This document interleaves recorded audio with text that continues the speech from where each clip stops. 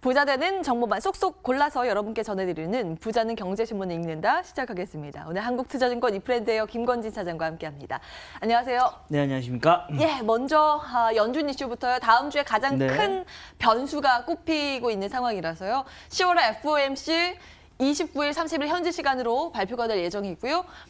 이번에 그동안 사실 비둘기파적인 입장이 나왔다면 매 발톱을 드러낼까라는 관점이 얘기가 되고 있습니다. 과거의 보험성 인하를 단행했을 때 시기를 보면 1995년도, 98년도 두 번에 있었는데요. 다 각각 세 차례씩 인하한 선례가 있거든요. 그러니까 이번에 다시 금리 인하를 할 것은 기정사실화되고 있습니다만 이게 딱 세 차례에 해당이 되니까 이게 마지막일 것이다. 골드만삭스에서 이렇게 보고서를 냈더라고요. 어떤 평가를 가지고 계시는지 그리고 우리 시장에 대한 영향력은요? 자, 우선은 이 얘기는 이번에는 꼭 할 것이다라는 이런 이야기를 한 거잖아요. 그래서 어찌됐든 시장에서 예상한 만큼의 이런 흐름은 나타날 겁니다. 그런데 시장에서 기대를 하고 있는 거는 아니야, 우리는 추가적으로 더 할 수도 있을 거야 라는 것을 분명히 얘기를 해야 될 것 같습니다. 적절한 이런 계속해서 대응을 해줄 거야 라는 것을 이야기를 해주는 게 맞다라는 거 얘기를 해드리겠고요. 이래야지 시장에서 박수를 쳐줄 거다라는 겁니다. 근데 최근에 여건을 보면 사실은 지금 현재 미국의 기업 실적이 어떻게 나오고 있습니까? 잘 나오고 있습니다. 이 말은 경기가 나쁘지 않는데 라는 생각, 그리고 연준이 얘기하고 있는 것은 뭐냐면 고용과 물가입니다. 이 두 개만 괜찮다면 자기들은 굳이 금리 인하를 안 해도 돼라는 이런 이야기가 나타날 수도 있을 것 같아서 조금 고민이 되고 있는 건 사실. 그렇지만 여러분들 계속해서 지금 현재 트럼프 대통령이나 전 세계가 지금 현재 뭐 하고 있습니까? 양적 완화에 대한 얘기를 계속해서 해가고 있다는 것은 그나마 조금 다행스러워서 우선은 조금 지금 현재는 좀 중립적인 모습이 나올 확률이 좀 높아 보일 것 같습니다. 막 환호도 그렇다고 해서 야 너무 안 좋아 이런 분위기는 아닐 것 같다. 그런데 어찌됐든 이런 열리기 전까지 바로 우리한테는 마지막에 어떻게 보면 일어나는 일이니까 다음 주에 어떻게 보면 끝이다라고 생각을 하시면 될 것 같고요. 어떻게 보면 한 31일 날 다음 주 한 목요일 정도 되겠네요. 그 정도 날에 어떤 식의 흐름이 나올 건지 이것을 여러분들이 좀 확인을 해봐야 될 것 같다라는 얘기를 드리겠습니다. 예, 사실은 이제는 블랙아웃 기간이라 그래서 FOMC 2주 전부터는 위원들이 발언을 할 수가 없어요. 그래서 아마 관련 이슈는 이런 금융기관 쪽에서 전망이 계속 나올 겁니다. 저희도 지속적으로 내용들 체크하면서 시장에 대한 대응 전략 고민을 해보도록 하겠습니다. 일단 중립적인 의견 주셨고요. 다음 주에 또 어떤 분위기가 나오는지 지속적으로 들여다보도록 하겠습니다. 다음 이슈, 국내에서는요, 오늘 가장 주목받을 변수, 이재용 부회장의 재판, 이 공판인데요. 이제 2개월 만에 다시 파기환송심 첫 공판이 오늘 예정이 돼 있습니다. 잠시 후에 아마 열리게 될 텐데요. 뇌물에 대해서 어떻게 평가를 나올 것인가에 따라서 집행유예인가, 이제 실형인가 그 기로에 놓여 있는 상황입니다. 기업 측면에서 미래 경영이 지속될지 여부가 주목이 되고 있는 그런 모습인데요. 사실 지금까지 보면 지난번에 고법에서 파기환송 결과가 나온 이후에 그룹 차원에서 주가의 영향력이 그렇게 크진 않은 모습이었거든요. 실적이 더욱더 지금 반영이 크게 되고 있는 그런 상황인데 이 내용에 대한 판단과 함께 주가의 영향력 진단을 해주신다면요. 자, 우선은 혹시나 오늘 갑자기 또 법정 구속이 돼버리거나 이렇게 돼버리면 어쩔 수 없습니다. 이쪽 관련해서 삼성물산, SDI, 삼성전자 다 악영향이 있을 수밖에 없다라는 거 얘기를 해드리겠고, 대부분의 예상은 집행유예가 계속해서 될 것 같아라고 이런 이야기가 나오고는 있습니다. 물론 금액이 좀 올라가면서 기간이 좀 길어질 것 같습니다. 어떻게 보면 이런 집행유예 기간이 조금 더 길어지면서 집행유예 쪽으로 나오시지 않을까라는 생각을 할 수 있을 것 같고요.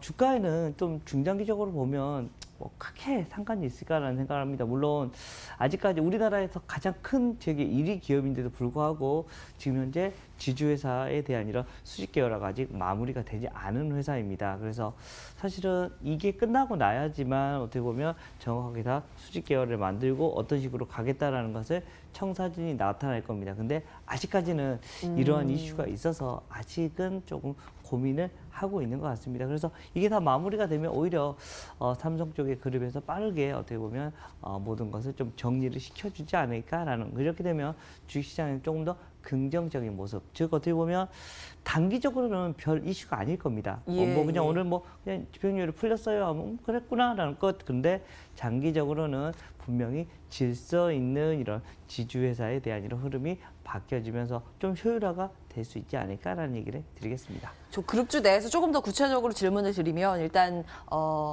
호텔 신라와 나머지 삼성그룹주가 따로 되는 거거든요. 그러니까 만약에 시력이 선고가 되면 호텔 신라에는 호재로 작용할 수가 있고 그렇죠. 나머지 그룹주는 악재가 될 수 있고 뭐 이런 분석이 있어서요.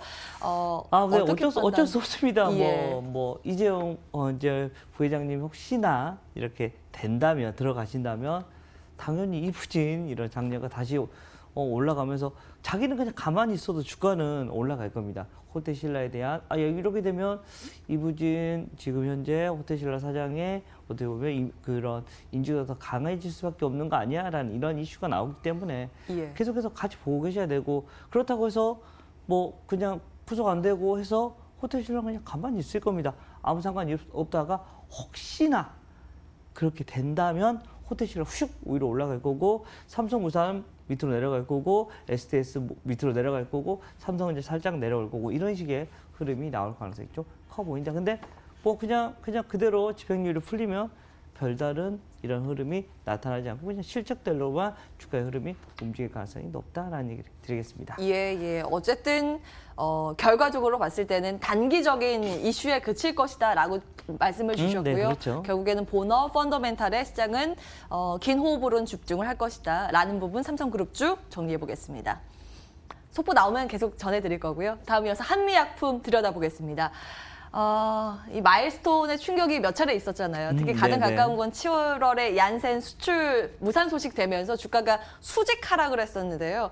그 빈자리를 기본 사업들, 의약품 사업 쪽에서 잘 나오고 있는 게 채우고 있고, 또 한 가지 오늘 주목되고 있는 건 관계사인 스펙트럼 기술 이전할 이 롤론티스에 대한 주목도입니다. 미국의 허가 제도전을 한다고 기업 측에서 좀 밝히면서 앞으로 좀 이에 대한 어떤 기술에 대한 기대감이 주가에 반영되지 않을까라는 관점, 어떤 의견이세요? 최근에 어떻게 보면 제약바이오 시즌이 상당히 좋았었죠. 이것 때문에 한미약품도 거기에 어떻게 보면 같이 덩달아서 우리가 대장이잖아, 여러분들 기억나지라고 하면서 열심히 위로 올렸던 게 사실이었고요.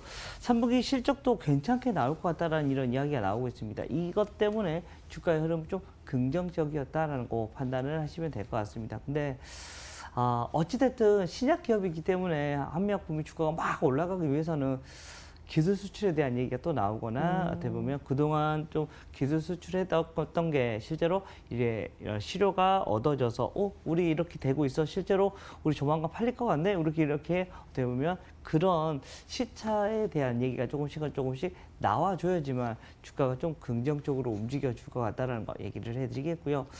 다른 이제 제약바이오가 조금씩 오늘 조정을 받기 시작했습니다. 어제부터 그런 모습이 나타나기 시작했고, 그동안 엄청 강세였던 그쪽 분야들이 이제는 다른 쪽으로 돈이 좀 몰리기 시작하면서 제약바이오의 이런 흐름의 대장이를 역할을 하고 있는 이런 한미약품은 조금 지금 현재는 이제 박스권 정도의 흐름만 여러분들이 생각하셔야 될 것 같고, 이 회사는 뭐 숫자도 나오는 회사니까 어찌됐든 지금 현재인 박스권의 흐름 정도만 여러분들이 생각하시면 좋을 것 같습니다. 조금 더 위쪽으로는 한 40만 원 언저리까지는 보이더라고요. 근데 아래쪽으로는 좀 작게 좀 끊어볼 필요가 있지 않나라는 거, 작은 박스권의 흐름으로 여러분들이 가져가는 게 맞지 않나라는 얘기를 해드리도록 하겠습니다. 네, 이거는 그러니까 트레이딩 전략을 말씀해 주신 그렇죠. 거고요. 한미약품.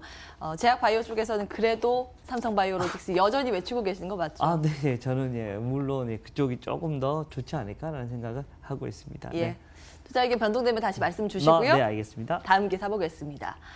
로보티즈 볼까요? 연내 배송 로봇 시장 본격 진출, 오늘 이슈가 떠서 좀 점검을 해보려고 합니다.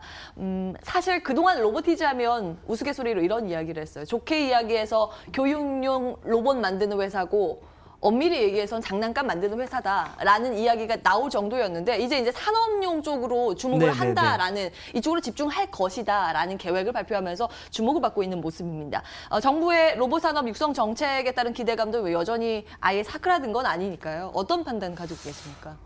이거 되는 주식입니다. 되는 주식이에요. 네, 되는 주식일 거예요. 예. 로보티즈. 우리가 뭐 로봇 하면 무조건 제일 먼저 1등으로 주가가 움직이는 게 로버가 1등으로 움직이는데 예. 로보티즈도 될 겁니다. 된다라고 생각하시고 여러분들이 조금 접근해 가시면 좋을 것 같고요. 관심 종목에 꼭 넣어놓으셔야 될 종목이다. 우리가 미래에는 우리가 이렇게 뭐 우리 아나운서님과 뭐 김건진 로봇이 나와서 띠리 이렇게 춤추면서 이렇게 할 수도 있습니다. 분명히 로보티즈 같은 경우도 분명히 그렇습니다. 실제 이런 것을 만들어갈 수 있는 애들이 바로 이 로보티즈다라는 거 얘기를 해드릴 수가 있을 것 같고요.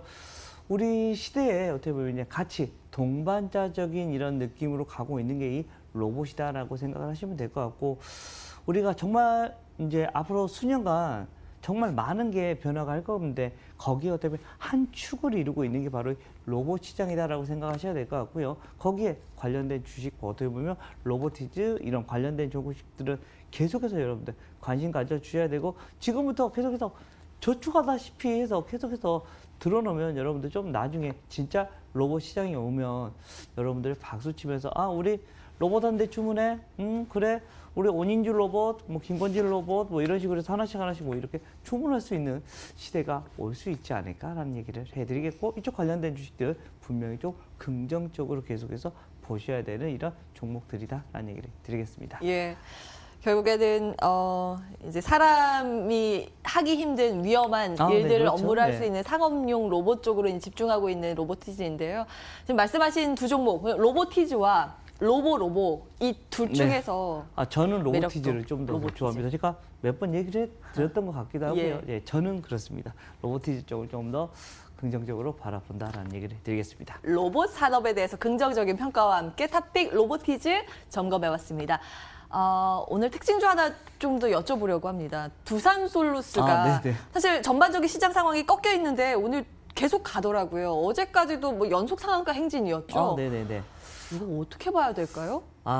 네. 우선은 좀 이거 처음에 시작할 때 저희가 이거 계속해서 갈 겁니다라고 소개를 해드렸던 기억이 납니다. 잠깐 간다 만다 하시지 않으셨어요? 아니었어요. 이거는 계속해서 간다. 뭐 내일도 갈 거고 내일 모레도 간다. 이런 식으로 제가 얘기 돌려보시면 됩니다, 여러분들. 제가 그렇게 분명히 얘기를 증거 자료 했으니까요. 있죠. 예. 네, 그렇게 얘기를 했는데 이제는 거의 다 왔습니다, 여러분들. 시가총액이 이제는 거의 다 와 있는 모습이고요. 5천억, 6천억대 언저리까지 지금 현재 오면 거의 다 우선은 밸류에이션 상으로서는 우선 다 온 것이다라고 생각을 하셔야 될 것 같습니다. 여기서부터는 변동성이 상당히 커지고 있다. 그리고 오늘 처음으로 거래가 터지고 있는 날입니다. 그래서 오늘까지는 그나마 좀 양봉의 흐름이 나타날 수 있는데 내일부터는 조금씩 불안해질 겁니다. 월요일부터는 불안해질 수 있으니까 여기서부터는 좀 조심하자라는 이런 구간으로 진입을 해버렸다라고 생각을 하시는 게 맞지 않나라는 얘기를 드리겠습니다. 예. 간다 하다가 이제는 좀 주의가 필요한 구간이다 정리를 해보겠습니다. 두산솔루스까지 들여다봤네요. 한국투자증권 이프랜드예요. 김건진 차장과 함께했습니다. 말씀 고맙습니다. 네, 감사합니다.